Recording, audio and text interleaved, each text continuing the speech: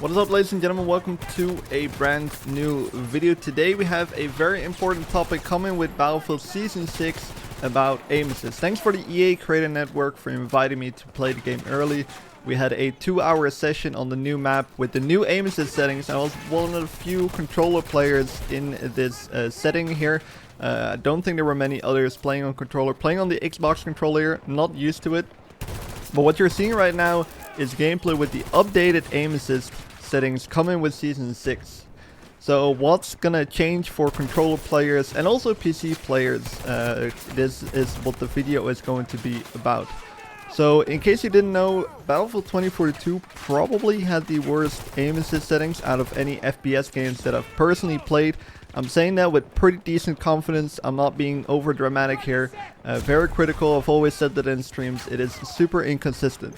Now, if you're with or against aim assist, it doesn't really matter. Right now, what the conversation is about is that the aim assist just didn't work properly. I am against very strong aim assist. Definitely looking at Call of Duty right now, their game doesn't require a lot of skill, unfortunately, because of the aim assist settings in that game. It's super strong, it lacks skill ceiling, and I want that as well. But I think aim assist is needed, especially in cross-play games where PC players and controller players play together. And if you're just looking at the physics of how controllers work versus mouse and keyboards, it is definitely just a little bit easier to play with mouse and keyboard. Not saying that it doesn't take skill at all. I think the skill ceiling in most PC games is a lot higher than controller games. But however, if you put those two together, I think controllers just need a little bit of help to be a little bit more precise, because you're only aiming with your thumb, a little thumbstick, converted to your whole arm, of course. So it's just a little bit easier to be precise. Now, getting that out of the way, the gameplay in the background right here is with the new aim assist settings. And what they've done right now, so previously what happened with Battlefield 2042 is sometimes their aim assist just didn't work at all. So imagine you're trying to play the game. I'm mainly explaining this for PC players. Imagine playing the game. You're always playing on 50 sensitivity, and out of nowhere it feels like you're playing on 70 sensitivity, and then it feels like you're on 40 sensitivity, especially when you're aiming at targets. So it's very hard to build muscle memory, get consistent at the game, and get better at the game. So that's me kind of trying to explain how it felt playing Battlefield 2042 with the aim assist settings that we previously had. Now, there's two types of aim assist coming, or in Battlefield at least, and I think most games have two types of aim assist. You have zoom snap and slowdown. Quickly explaining these ones, zoom snap is pretty much when a lot of campaign games have this for controller. When you're aiming near a target, not on target but near a target, the game will literally snap on target for you. Personally, I think this is pretty much legal aimbot right now. Personally, I'm not a fan of it. Should be removed. I was using it in this gameplay you're seeing right now for testing purposes, of course. But keep that in mind. The zoom snap is a little bit of a kind of a very soft aimbot.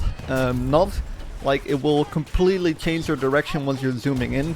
It changes how strong you set it to, but the zoom snap will literally kind of help you pinpoint right on target right away. Now, the balanced version of aim assist is slowdown. What this will pretty much do is, if you're playing on a 90 sensitivity and you're aiming near a target, it will slow down the zoom for you.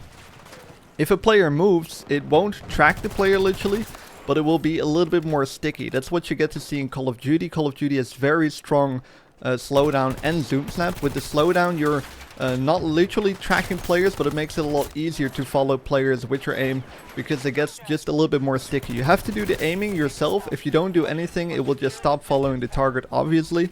But it will slow down, make the aim a little bit more precise. So it's kind of, if you're having a 90 sensitivity or trying to aim at someone, and it slows down for you, so you can be a little bit more precise and you don't have to make tiny movements on your controller. You can be a little bit more reckless and still be somewhat on target. Now, a lot of games have kind of balanced this out. Battlefield 5, for example, I personally think this was the most balanced slowdown out of every game that I've ever played. Competitive players can agree on this. I think a lot of PC players that are on a high level can agree on this as well. Again, I'm not talking about zoom snap, but I'm talking about slowdown. Now, the gameplay you're watching here are some A moments where you can already see a little bit of the changes. It's hard to explain without a controller cam, so that's why when this season comes out, I want to go a little bit more further into detail. about how this exactly works and how strong it is, because I can't really say if it's overpowered or not yet.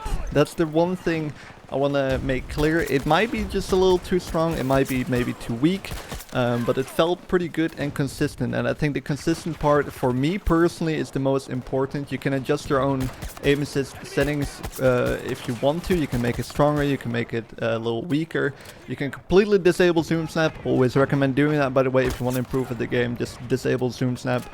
But however, I need to do further testing on how this exactly will work. So big changes coming for controller players. Definitely worth testing it out. Check your aim assist settings. So the skill ceiling will change a little bit. Again, making a further video about aim assist later on this week. But I'm kind of curious what you think about aim assist already. I know this topic is always a little bit heated, but let's stay open-minded. I want to hear PC players' opinions, controller players' opinions. My personal opinion is I think aim assist should be consistent. I think it's necessary, especially in crossplay games. However, I don't think it needs to be too strong. It will lower the skill ceiling. Zoom snap should be removed, but I don't think games will ever do that. But that's just a part of the game. Fortunately, you can turn it off. I recommend doing that.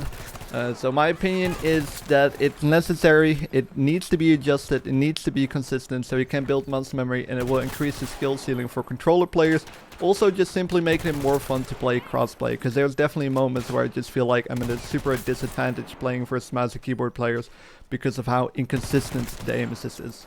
So thank you guys for watching. Hope you find it an enjoyable or interesting video. Be sure to subscribe for more Season 6 content, and I hope to see you guys in the next video.